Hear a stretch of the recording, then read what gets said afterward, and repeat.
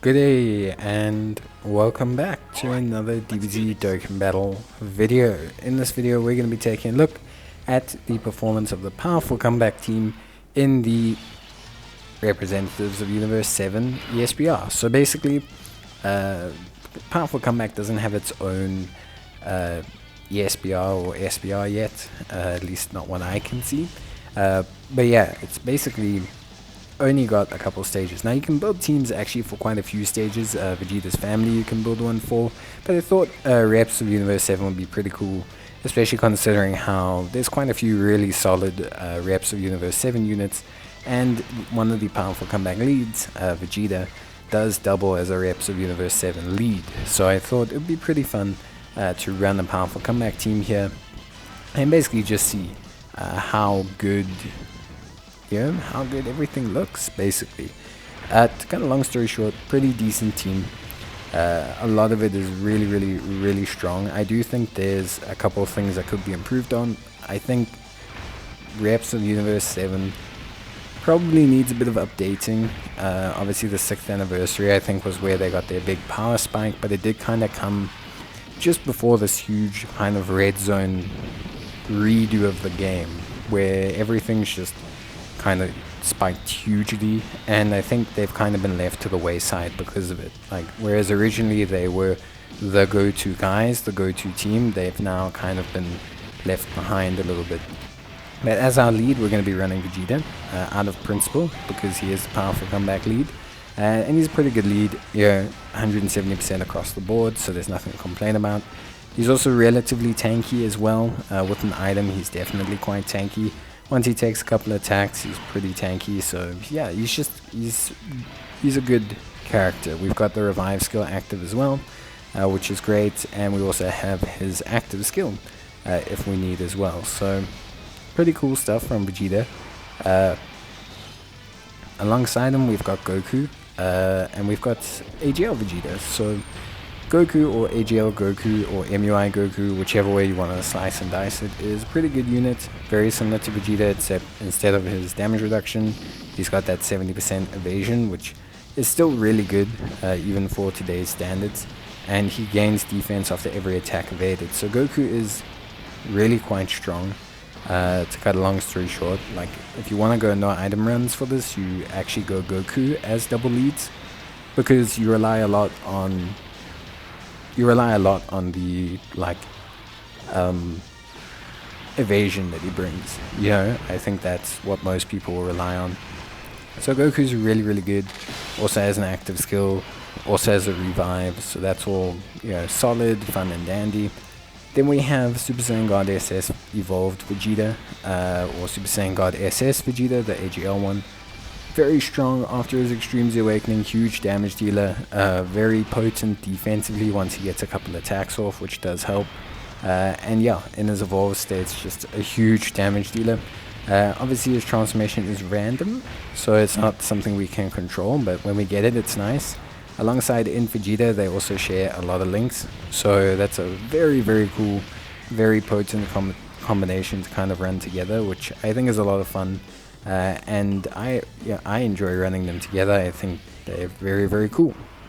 So yeah, then the remaining units, or the remaining selections, I want to say, are pretty straightforward.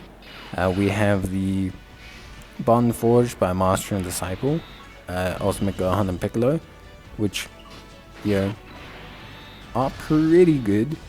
I don't think they're as bad as initially considered, but yeah, they're good for SBR and ESBR because they have that medium chance of crit. They do provide some support as well if they're reps of Universe 7 category allies. They disable guard, they can stun the enemy, so they do have a lot of useful utility, especially as a floater. Then we also have the physical LR Super Saiyan Blue, or Super Saiyan God SS Kaioken Goku, and Super Saiyan God SS Evolved Vegeta, who are a big damage dealer, like a very big damage dealer. Obviously they gain attack and defense depending on orbs. They have that chance of performing a crit, key +2, and they have that rainbow key sphere. ability as well. So depending on how many rainbow key spheres you get, they can really start to pop off, which is huge. And with their active skill, they do a lot of damage. Like you've just seen, they can do a very decent amount of damage, which is really big. So yeah, they do help out a lot. The friend lead, we just took the reps of Universe 7 lead in the form of Goku Frieza. 1, they were on offer, and 2, I never said the friend lead has to stick to the team build. And they are a nice unit to run. They debuff, they do big damage, it's just good stuff. Like, they're just good to run as part of this team. But yeah, the powerful comeback category did have some extended options as well. For this team, we had units like Alar Master Roshi, who does obviously help out quite a bit. We've got a couple other Universe 7 based or Universe Survival Saga based units. You've got like the physical Goku UI Instinct, you've got the Int UI Instinct Goku. You've got like a couple great options from that perspective. So there really is, how can I say, there really is like a decent array of alternative options. I do think the Tournament of Power aspect of this team is probably weaker than the Super Saiyan team. Like, I used the Super Saiyan team for Red Zone, and if there was a powerful comeback stage, I would probably use the Super Saiyan team as well. I don't think the Universe 7 team or the Tournament of Power team, whichever way you want to slice and dice it, has the capacity to outdo the Super Saiyan team in any content. But I think if there is any content that they are very strong at, I think it's definitely ESBR and SBR. I think you pop an item and Vegeta is very tanky. Goku is great in these situations where you're relying more on his evasion than relying on any form of stacking. So he doesn't have a scaling issue. Their crits are super helpful, their active skills are accessible, and their revive skills are also very strong. So yeah, I do think there is a lot of incentive to running these guys in this kind of situation, and I think they do tend to do a pretty good job.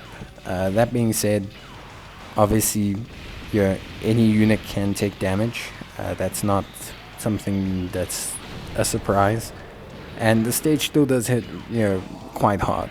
You're going to see we take quite a fair chunk of damage here from 2 super attacks as well, which really doesn't help. And even with items, you can be put out of commission. So yeah, it is definitely still a tough stage, but I think this team can do it, and it's nice to get a look at the powerful comeback variant in the SBR format. But yeah, let me know what you guys think, and I'll see you in the next one. Until then, take care and bye.